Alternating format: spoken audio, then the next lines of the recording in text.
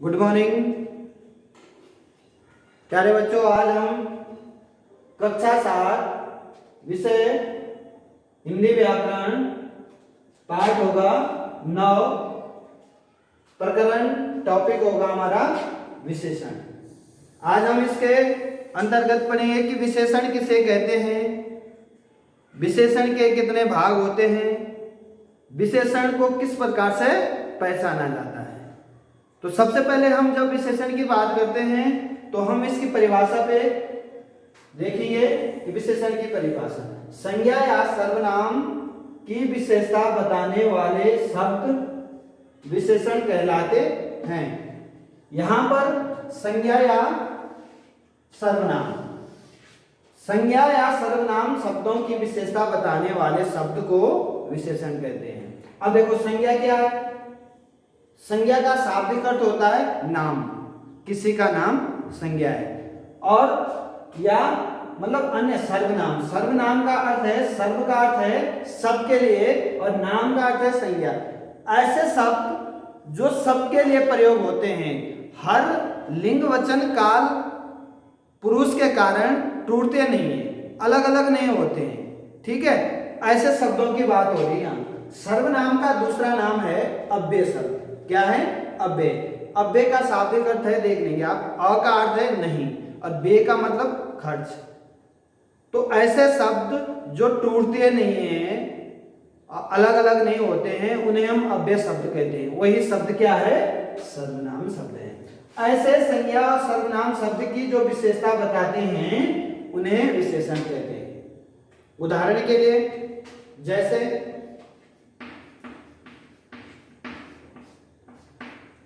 राधा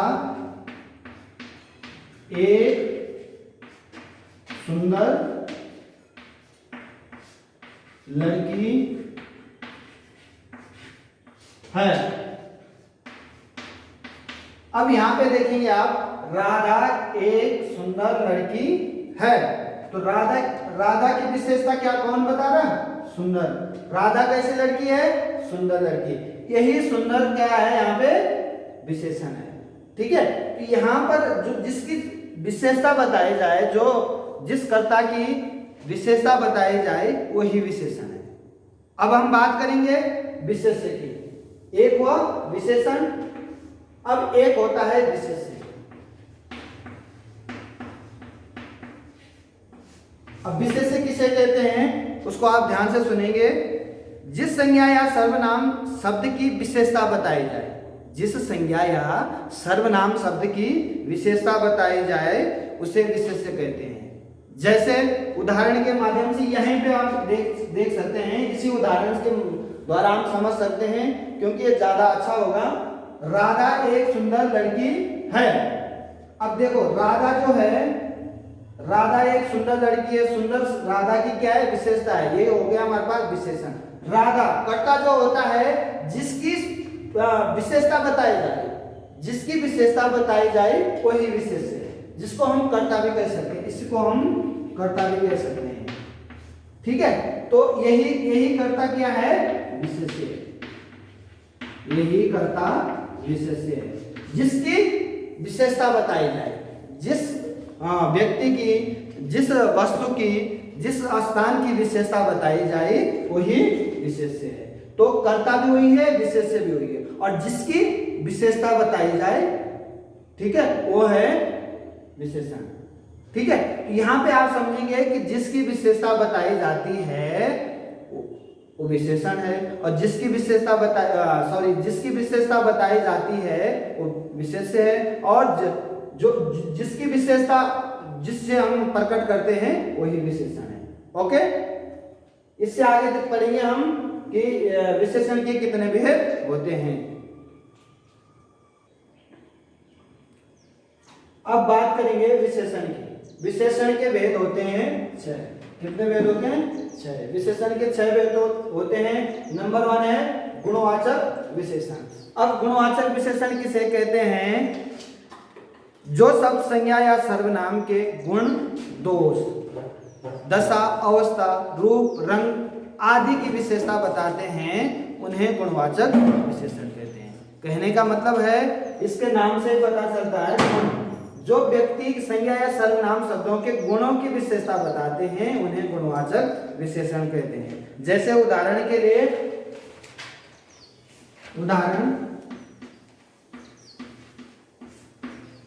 कौवा एक, जो इसकी विशेषता बताती है, ठीक है, एक चतुर पक्षी है, ठीक है, कौवा एक चतुर पक्षी है। तो कौवा की क्या विशेषता बता रहे हैं? चतुर। कौवा कैसा है? चतुर है। तो यही हमारे इसकी क्या है? विशेषण है जो उसकी विशेषता बता रहे हैं। किसकी? विशेषण की। कौवा की विशेषता बता रहा है कौवा एक चतुर पक्षी है। जैसे मोहन एक अच्छा लड़का है, तो मोहन की विशेषता बता रहा है, वही विशेषण है, क्या है? अच्छा। अच्छाई उसकी विशेषता, वही क्या है? उसका गुण है, उसी को हम गुणवाचक विशेषण कहते हैं। अब नंबर 2 है संख्यावाचक विशेषण। संख्यावाचक विशेषण के अंतर्गत जिन शब्दों से किसी संज्ञा या सर्वनाम की संख्या का बोध होता है, जिसकी संख्या का बोध होता है, नाम से इसके पता चल रहा है संख्यावाचक। जिस सर्वनाम या संज्ञा शब्द से उसकी संख्या का बोध होता है उसे हम संख्यावाचक विशेषण कहते हैं। जैसे उदाहरण के लिए अमन के पास 20 कबूतर हैं। उदाहरण के लिए अमन के पास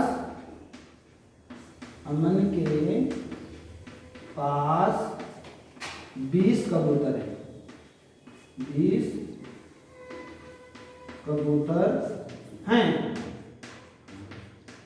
अमन के पास 20 कबूतर हैं। तो 20 यहाँ पे निश्चित संख्या का बोध हो रहा है। 20 कबूतर हैं। दूसरा आप देख सकते हैं रोहन 7वीं कक्षा में पढ़ता है। रोहन 7वीं कक्षा में पढ़ता है, तो निश्चित हो रहा है किस कक्षा में पढ़ता है? 7वीं कक्षा में पढ़ता है। तो संख्यावाचक विशेषण के 2 भाग हैं जिसको आप समझेंगे। एक होता है निश्चित संख्यावाचक विशेषण और एक अनिश्चित संख्यावाचक विशेषण। अब निश्चित संख्यावाचक विशेषण वो विशेषण है जिसके अंतर्गत हम किसी निश्चित संख्या का बोध होता है। उदाहरण के लिए हम देख सकते हैं कि राम के कमीज में 3 मीटर कपड़ा लगता है, तो निश्चित है 3 मीटर लगता है। सभा में कई लोग मौजूद हैं। अब निश्चित नहीं है कितने लोग हैं, 10 हैं, 20 हैं, ये अनिश्चितवाचक संख्यावाचक विशेषण है जो इसके पार्ट हैं, भाग हैं, ठीक है। अब हम आगे बात करेंगे तीसरे विशेषण की, परिमाणवाचक विशेषण। परिमाणवाचक, नाम से ही पता चलता है जो विशेषण किसी वस्तु की माप, तोल आदि संबंधित आदि की विशेषता बताते हैं उसे परिमाणवाचक विशेषण कहते हैं। जैसे उदाहरण के लिए अभी मैंने इससे पहले भी बताया था, मोहन की कमीज में 3 मीटर कपड़ा लगता है। उदाहरण के लिए मोहन की कमीज में 3 मीटर कपड़ा लगता है। तो मोहन की कमीज में 3 मीटर कपड़ा लगता है। तो 3 मीटर निश्चित संख्या का बोध हो रहा है, परिमाण का बोध हो रहा है, निश्चितता का बोध हो रहा है। तो 3 मीटर यहाँ क्या है? विशेषण है, मोहन की विशेषण। जहां पे निश्चित परिमाण का बोध होता है, जैसे थोड़ा देसी घी लाओ, तो थोड़ा यहाँ पे उस देसी घी की निश्चित परिमाण का बोध हो रहा है। तो जो परिमाणवाचक संख्या है इसके भी 2 भेद होते हैं, एक निश्चित परिमाणवाचक विशेषण और एक अनिश्चित परिमाणवाचक विशेषण। अब निश्चित परिमाणवाचक विशेषण में आता है जैसे 3 मीटर, मोहन की कमीज में 3 मीटर कपड़ा लगता है, तो निश्चित है कि कितने मीटर लगता है? 3 मीटर। और दूसरा उदाहरण मैंने बताया था, थोड़ा देसी घी लाओ, तो थोड़ा अब न तो 100 ग्राम की बात हो रही है, न 1 किलो की बात हो रही है, न 5 किलो की बात थोड़े की बात हो रही है, अब निश्चित नहीं है। तो ये अनिश्चित परिमाणवाचक विशेषण है। और जो जिसमें निश्चित होता है कि मोहन के कमीज पे 3 मीटर कपड़ा लगता है, तो वहाँ निश्चित है कि 3 मीटर लगता है। तो यहाँ निश्चितवाचक परिमाणवाचक विशेषण है। ठीक है, अब चौथे की बात करेंगे हम, संकेतवाचक विशेषण। नाम से ही पता चल रहा है संकेत, जिस विशेषण में किसी संकेत का बोध होता है। जैसे उदाहरण के लिए आपने ट्रैफिक पुलिस को देखा होगा, वहां अगर ट्रैफिक पुलिस एक रूट से गाड़ी आ रही है, तो किसी ट्रैफिक पुलिस ने हाथ संकेत कर दिया तो पूरी उस रूट की गाड़ियां रुक गई। तो ये संकेतवाचक विशेषण है। वहां कहना नहीं पड़ रहा, एक गाड़ी के लिए नहीं, और पूरी उस रूट पे जितने गाड़ियां आ रही है उनके लिए संकेत हो रहा है रुकने के लिए। और दूसरे हाथ से बाएं हाथ से अगर ऐसे कर दिया कि तो इशारा कर रहे हैं कि आपके लिए जाने के लिए करें, तो पूरे रूट की गाड़ियों के लिए जाने के लिए। यहाँ जहां पे इस प्रकार के शब्दों का प्रयोग होता है, वाक्यों का प्रयोग होता है, वहां संकेतवाचक विशेषण होता है। उदाहरण के लिए, यह किताब श्याम की है। उदाहरण के लिए, यह किताब श्याम की है। अब देखो, यह किताब श्याम की है, किताब की ओर इशारा हो रहा है, संकेत हो रहा है कि यह किताब श्याम की है। उसके हाथ में नहीं है, कहीं रखी है, तो इशारा कर रहे हैं कि यह किताब श्याम की है। वह बहुत सुंदर लड़का है, तो उसकी ओर इशारा कर रहे हैं। जहां पे संकेत कर रहे हैं तो वहां संकेतवाचक विशेषण है। ठीक है, अब पांचवा है व्यक्तिवाचक विशेषण। पांचवा हमारे पास है व्यक्तिवाचक विशेषण। जो विशेषण व्यक्तिवाचक संज्ञा की से बनाए जाते हैं, जो विशेषण व्यक्तिवाचक संज्ञा से बनाए जाते हैं, उन्हें व्यक्तिवाचक विशेषण कहते हैं। जैसे उदाहरण के लिए उसकी विशेषता बताते हैं। जैसे उदाहरण, भारत। अब भारत एक देश का नाम है, इसकी विशेषता बताते हैं हम, तो वहां वही व्यक्तिवाचक, जैसे भारतीय, तो भारतीय क्या है, एक व्यक्तिवाचक विशेषण है। जैसे हम छोटे से दूसरे शब्द लेंगे इसका, इलाहाबाद। इलाहाबाद, इलाहाबाद एक शहर का नाम है, तो हम कहते हैं इलाहाबादी। ठीक है, इलाहाबादी, तो मतलब कहने का मतलब है वहां पे उसकी विशेषता बताते हैं, उन शब्दों से जिसकी विशेषता बताते हैं वही शब्द जो है व्यक्तिवाचक विशेषण को प्रदर्शित करता है। अब लास्ट है इसमें प्रश्नवाचक विशेषण। इसके नाम से ही पता चल रहा है कि प्रश्नवाचक विशेषण। अब है लास्ट जो हमारे पास है 6, प्रश्नवाचक विशेषण।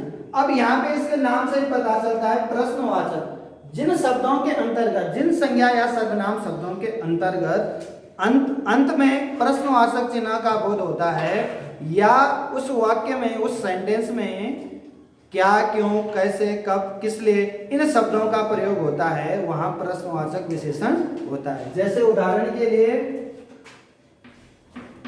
आपका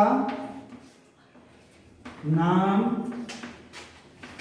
क्या है, तो यहां पे हम क्वेश्चन मार्क लगाएंगे कि आपका नाम क्या है, तो प्रश्नवाचक विशेषण है। दूसरा उदाहरण हम देखेंगे,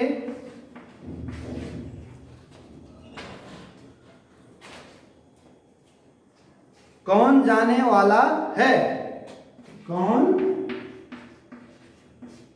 जाने वाला है, इसके पीछे भी प्रश्नवाचक चिन्ह लगाएंगे।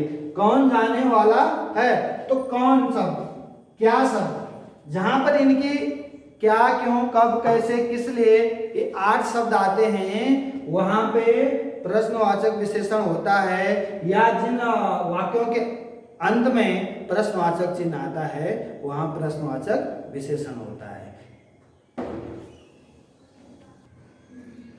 अब विशेषण के प्रकार की बात हो रही है। विशेषण दो प्रकार के होते हैं। कितने प्रकार के होते हैं? दो। नंबर 1 है मूल विशेषण, नंबर 2 है यौगिक विशेषण।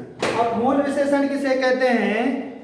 कुछ शब्द मूल रूप में ही प्रयोग होते हैं। कुछ शब्द ऐसे होते हैं जो मूल रूप में ही प्रयोग होते हैं, उन्हें मूल विशेषण कहते हैं। जैसे मोटा, पतला, काला, गोरा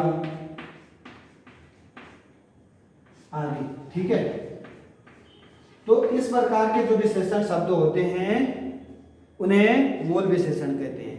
अब दूसरा है यौगिक विशेषण। ऐसे शब्द, कुछ शब्द जो ऐसे होते हैं जो अपने सर्वनाम और संज्ञा के आधार पर उपसर्ग या परसर्ग लगा के प्रयोग होते हैं। पर उपसर्ग, प्रत्यय, परसर्ग लगाकर प्रयोग होते हैं, उन्हें यौगिक विशेषण कहते हैं। क्योंकि ये अपने शब्दों के साथ प्रत्यय या उपसर्ग लगाते हैं, वही शब्द क्या है? यौगिक विशेषण कहते हैं। यौगिक का मतलब होता है जोड़कर। जो दो शब्दों अपने साथ दूसरे शब्द को जोड़कर लगाते हैं उन्हें यौगिक विशेषण कहते हैं। जैसे उदाहरण के लिए, जैसे वर्ष, तो अपने साथ प्रत्यय लगाकर या उपसर्ग लगाकर बनते हैं वार्षिक। ठीक है, ये बना इसके साथ। ठीक है, अब जैसे रस, रस शब्द है, मूल शब्द है, तो इसके साथ जब हम पढ़ते तो रसीला,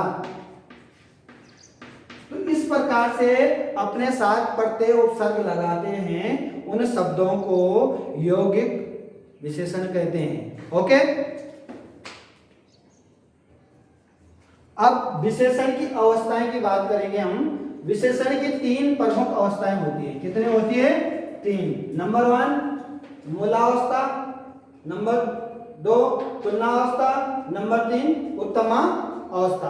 अब तुलना अवस्था, मूल अवस्था किसे कहते हैं, तुलना अवस्था किसे कहते हैं, उत्तमा अवस्था किसे कहते हैं? अब सबसे पहले बात आती है मूला अवस्था या मूल अवस्था। जो शब्द संस्कृत से सीधे, जिन्हें हम तत्सम शब्द कहते हैं, सीधे संस्कृत से हिंदी में आते हैं, ऐसे शब्द मूल शब्द कहते हैं, उन्हें मूल शब्द कहते हैं। वही मूलावस्था के शब्द। ठीक है, तुलना अवस्था, जिन शब्दों के अंत में तर शब्द आते हैं उन्हें तुलना अवस्था कहते हैं। और तीसरा है उत्तम अवस्था, जिन शब्द के अंत में तम शब्द आते हैं उन्हें उत्तम अवस्था शब्द कहते हैं। जैसे उदाहरण के लिए, एक उदाहरण के माध्यम से हम समझेंगे। उच्च, उच्च, उच्च है मूल शब्द जो तत्सम शब्द है। ठीक है, और उच्च का तुलनात्मक शब्द होगा उच्चतर। उच्चतर, ये शब्द क्या है? जो तर शब्द है ये तुलना अवस्था शब्द है। ठीक है, और इसका ही उत्तम अवस्था रूप हो जाएगा उच्चतम। तो ये जो शब्द तम शब्द लगा, यह क्या है? उत्तम अवस्था शब्द है। तो इस प्रकार से शब्द बनते हैं, उन्हें विशेषण की अवस्थाएं या विशेषण के दशाएं भी कहते हैं। ओके, तो प्यारे बच्चों, आप इस चैप्टर में देखा होगा, आपने पढ़ा विशेषण किसे कहते हैं, विशेषण के कितने भाग होते हैं, और विशेषण की अवस्थाएं पढ़ी। और आशा करते हैं कि आप इसको अच्छे तरीके से देखेंगे, समझेंगे और इसे अच्छी तरह से याद करने का प्रयास करेंगे। ठीक है।